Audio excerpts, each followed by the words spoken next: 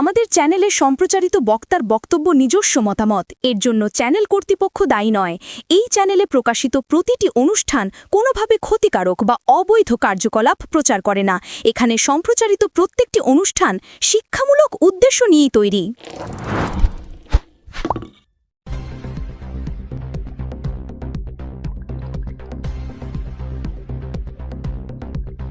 5 বছর আগে পান্ডুয়া থানার অন্তর্গত এলাকায় গৃহবধূ নজরানা খাতুনের অস্বাভাবিক মৃত্যুর ঘটনায় দায়ের হওয়া মামলায় স্বামী মোহাম্মদ রাজাকে দোষী সাব্যস্ত করে কড়া সাজা শোনালো আদালত।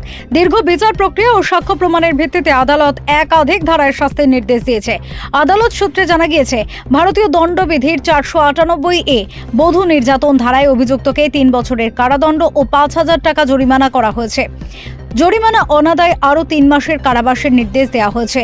আত্মহত্যার প্ররোচনা ধারা 306 মামলায় 10 বছরের কারাদণ্ড এবং 10,000 টাকা জরিমানা অনাদায় আরও 6 মাসের জেলের নির্দেশ দিয়েছে আদালত। পাশাপাশি পণ প্রথা বিরোধী আইনে 2 বছরের কারাদণ্ড 15,000 টাকা জরিমানা করা হয়েছে। অনাদায় আরও 6 মাসের জেল ভোগ করতে হবে। মামলা সূত্রে জানা যায়, 2021 সালের 26শে ফেব্রুয়ারি মুসলিম রীতি মেনে বিয়ে হয় নজরানা খাতুনের সঙ্গে মোহাম্মদ রাজার। অভিযোগ, বিয়ের সময় পণের দাবি না থাকলেও বিয়ের কিছুদিন পর থেকে শুরু হয় টাকা ও উপহারের দাবিতে মানসিক এবং শারীরিক নির্যাতন। মৃতার পরিবারের দাবির সামর্থ্যের বাইরে গিয়েও একাধিকবার অর্থ দেওয়া হয়েছিল, কিন্তু অত্যাচার থামেনি। 2021 সালের 27শে জুন নজরানাকে তার শ্বশুরবাড়িতে ঝুলন্ত অবস্থায় উদ্ধার করা হয়। এরপর মৃতার বাবা পান্ডুয়া থানায় লিখিত অভিযোগ দায়ের করেন। সেই অভিযোগের ভিত্তিতে 267/21 নম্বর মামলা রুজু করে পুলিশ। তদন্ত শেষে চার্জশিট পেশ করা হয় আদালতে। দীর্ঘ শুনানি ও সাক্ষ্য গ্রহণের পর আদালত অভিযুক্তকে দোষী সাব্যস্ত করে এদিন সাজা ঘোষণা করে। রায়ের পর মৃতার পরিবার জানায়, তারা আইনের ওপর আস্থা রেখেই লড়াই চালিয়ে গিয়েছিল এবং অবশেষে ন্যায় বিচার পেয়েছে। আইনজীবী মহলের মতে এই রায় পণ প্রথা ও গার্হস্থ্য হিংসার বিরুদ্ধে গুরুত্বপূর্ণ বার্তা বহন করে। Bureau report, Kolkata mirror.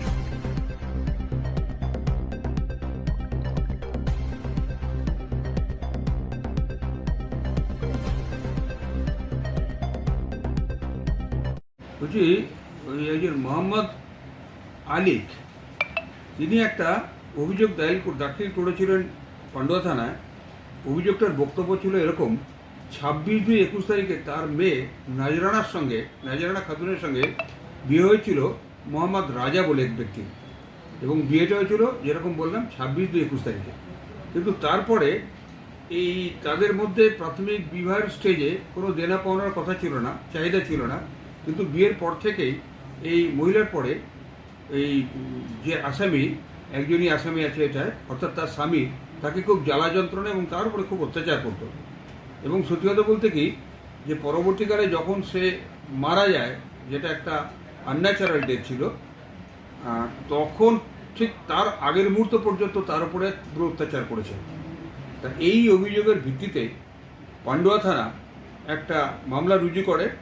সেটা হচ্ছে, মামলাটা রুজু হয় 1/7/2021 তারিখে, এবং সেখানটায় বধূ নির্যাতন 498A এবং নির্যাতনটা হচ্ছে ডাউরির জন্যে 304B, এবং তার ফলে তার মৃত্যু। এই ধারাতে একটা কেস স্টার্ট হয়। তা এই কেসটা আপনাদের যেরকম বললাম যে 1/7/21 তারিখে এটা স্টার্ট হলো, কিন্তু খুব তৎপরতার সঙ্গে যেটা হুগলি রুরাল পুলিশ করে আসছে, আপনি দেখুন 22/9/21 মধ্যে তারা কিন্তু সমস্ত তদন্ত গুটিয়ে চার্জশিট দিল। চার্জশিট দেওয়ার পরে, এবং চার্জশিটে তারা 12 জনকে সাক্ষী হিসাবে দেখিয়েছিল। তা এই কেসটা ট্রায়ালের জন্যে, অর্থাৎ বিচারের জন্যে কমিটমেন্টের পরে ফার্স্ট ট্র্যাক কোর্ট তার কাছে সেটা পাঠানো হয়েছিল বিচারের জন্যে। পীযূষ কান্তি রায়, মহামান্য আদালত পীযূষ কান্তি রায়ের কাছে পাঠানো হয়েছিল। এবং সেই কেসটার আমি ড্রাফট চার্জটা গঠন করেছিলাম ওই দুটো সেকশনে, 498A এবং 304B। আর সেই সঙ্গে একটা হচ্ছে, যেহেতু তাদের এরকম বিয়ের পর থেকে তারা চাহিদা ছিল, ডাউরির চাহিদা করেছিল, এবং তার জন্য তাকে মরতে হয়েছিল, সেই জন্য আমি সেই সঙ্গে 4DP অ্যাক্টেও আমি আবার ড্রাফট করেছিলাম। অর্থাৎ তার মানে আমার ড্রাফট হওয়ার পরে চার্জটা গঠিত হলো কোন সেকশনে? 3টে সেকশনে, 498A, 304B এবং 4DP অ্যাক্ট। এই মামলায় আমার চার্জটা ফ্রেম হয়ে যাওয়ার পরে আমি এই মামলাটা পরিচালনা করার জন্যে আমাদের এখানকার সবচেয়ে সিনিয়র যে পিপি আছেন, প্যানেল পিপি আছেন, পাবলিক প্রসিকিউটর, শ্রী রণেশচন্দ্র ধর, আমার ঠিক মানে সদ্য রণেশ দা, তাকে আমি এই মামলাটা আমি কন্ট্যাক্ট করবার জন্যে আমি তাকে এনগেজ করেছিলাম এবং তিনি খুব নিপুণভাবে এই মামলাটা সুন্দরভাবে পরিচালনা করেছেন। করার পরে গতকাল এই আসামি, একজনই আসামি, তাকে দোষী সাব্যস্ত করেছিলেন মহামান্য বিচারক। আজকে ফার্স্ট ট্র্যাক কোর্ট মহামান্য বিচারক, 198 তাই না, মহামান্য বিচারক মোহাম্মদ পীযূষ কান্তি রায় এই 3টে সেকশনে তাকে দোষী সাব্যস্ত করেছিলেন। আর আজকে তিনি এদের শাস্তিটা দিলেন এরকম, ওই 304 প্রথম কথা হচ্ছে 498-এ তার জন্যে 3 বছরের সাজা এবং তার সঙ্গে 5,000 টাকা ফাইন, অনাদায়ে 3 মাসের কারাদণ্ড। আর 304-বির জন্যে 10 বছরের সাজা এবং সেই সঙ্গে 10,000 টাকার ফাইন, অনাদায়ে আরও 6 সপ্তাহ 6 মাসের কারাদণ্ড। আর 4 নম্বর ডিপি অ্যাক্টে 2 বছরের সাজা এবং সেই সঙ্গে 15,000 টাকার ফাইন, অনাদায়ে 6 মাসের কারাদণ্ড এই দণ্ডে দণ্ডিত করলেন। কি হয়েছিল একটু বলুন। ঘটনাটা হয়েছিল এই মেয়েটার যে বাপের বাড়ি, মেয়েটার বাপের বাড়ি হচ্ছে মেয়েটার বাবার বাড়ি হচ্ছে মধুবনী, আর এর হচ্ছে মুজফ্ফরপুর। ছেলেটা দেশে দুটোই বিহারে। এদের ভালোবাসা দেখে শুনেই বিয়ে হয়েছিল। বিয়ের পরে এখানে ছেলেটা কর্মসংস্থানের জন্য পশ্চিমবঙ্গে আসে এবং পান্ডুয়াতে বোসপাড়া বলে একটা জায়গা আছে, সেখানে একজনের বাড়িতে ভাড়া নিয়ে এরা স্বামী স্ত্রী হিসেবে বসবাস করছিল। বিয়ের সময় এদের মধ্যে কথা ছিল কোনো ডাউরি কোনো পার্টি ডিমান্ড করবে না। বাট ইনস্পাইট অফ দ্যাট, ছেলেটা বিয়ের কিছুদিন পর থেকেই টাকার জন্য একে চাপটাপ দিত। এই মেয়েটা ওর বাবাকে কান্নাকাটি করতো, জানাতো, টাকা না দেওয়ার জন্য মেয়েটাকে মারধর করতো এবং আলটিমেটলি এই 27/6 তারিখে এই অত্যাচারের পরিপ্রেক্ষিতে ডাউরি ডিমান্ডের জন্যে মেয়েটা ওই ম্যাট্রিমোনিয়াল হোমে গলায় দড়ি দিয়ে আত্মহত্যা করে। থানা থেকে খবর যাওয়ার পর এরা এসে ডেড বডি পোস্টমর্টম হয়ে উদ্ধার হয়। যেটা এই কেসের ভেরি পার্টিনেন্ট ব্যাপার, যেটা মামলাটা এই লোকগুলো তো সব বিহারের, এদেরকে কিচ্ছুতেই হাজির করানো যাচ্ছিল না। অন্য সাক্ষী শুরু হয়ে গেল। কোর্ট বললেন যে আমি আর কতদিন ওয়েট করব। যাই হোক, ultimately after a hot chase এদেরকে মেসেজ করে থ্রু এসপি, বিহারের ওখানকার ডিস্ট্রিক্টের এসপিকে থ্রু করে মেসেজ করে এই 4 জন সাক্ষীকে আনানো হয়েছিল। এই 4 জন সাক্ষী এই কেসের পরবর্তী পর্যায়ে এসে সাক্ষ্য দিয়েছে এবং তারা হচ্ছে মেয়ের বাবা মোহাম্মদ খলিল, আলী আকবর ওর কাকা শেখ সাবির, হ্যাঁ, এবং আকবর এবং সাবির, আকবর, খলিক, আলিক আর খলিক, এরা 2 ভাই। এরা এসে সাক্ষী টাক্ষী দিয়েছে যে আইও তদন্ত করেছে ভালো, অল্প সময়ের মধ্যে চার্জশিট দিয়েছে within time. Sub inspector Neshad Ahmed উনি চার্জশিট দিয়েছেন, তখন ওসি ছিলেন এসআই অর্ণব গাঙ্গুলি, পান্ডুয়া থানা। যাই হোক, উনি সুপারভিশন করে চার্জশিট করেছেন। তারপরে এই মামলায় ট্রায়াল হয়েছে। কোর্ট দৃষ্টান্তে সমস্ত এভিডেন্স কনসিডার করে এই আসামিকে অলরেডি সাজা দিয়েছেন, সেটা শঙ্করবাবু আপনাদের বলেছেন। অভিযোগকারী ছিল প্রথম থেকেই?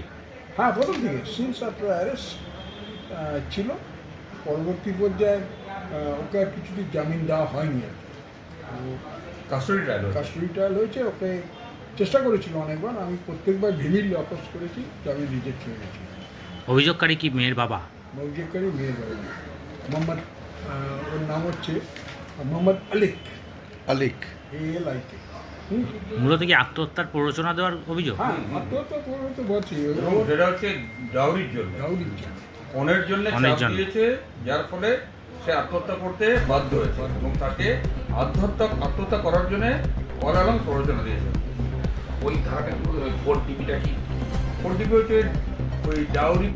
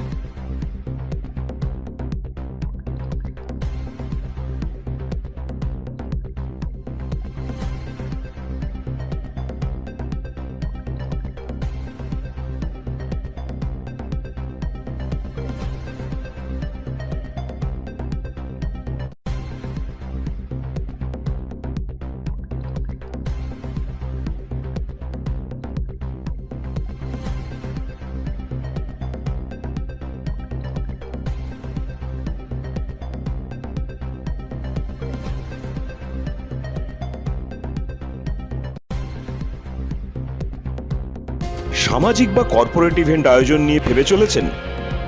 এবার আপনার ভাবনার অবসান। এসে গেছে ক্লাব ওয়েলকামের নতুন ক্রিস্টাল হল। ৬,০০০ বর্গফুটের রাজকীয় এই ব্যাংকোয়েট হলের সঙ্গে যুক্ত বিশাল আয়তনের কিচেন, জিভে জল আনা নানা পদ অতিথিদের পরিবেশনে সক্ষম। প্রয়োজনে ব্যবহার করতে পারেন আউটডোর ক্যাটারিং এর সুবিধাও। ক্রিস্টাল হলে অনুষ্ঠান আয়োজন অনুষ্ঠানের গরিমা বৃদ্ধি করে। রয়েছে ৫টি লাক্সারি রুমের সুবিধাও। তাই সামাজিক হোক বা কর্পোরেট ইভেন্ট নির্দ্বিধায় চলে আসুন ক্লাব ওয়েলকামে। বুকিংয়ের জন্য যোগাযোগ 9147005547 অথবা 9163333080।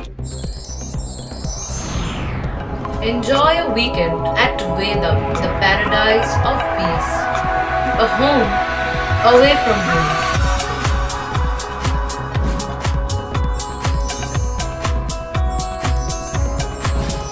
See yourself resonating with the nature.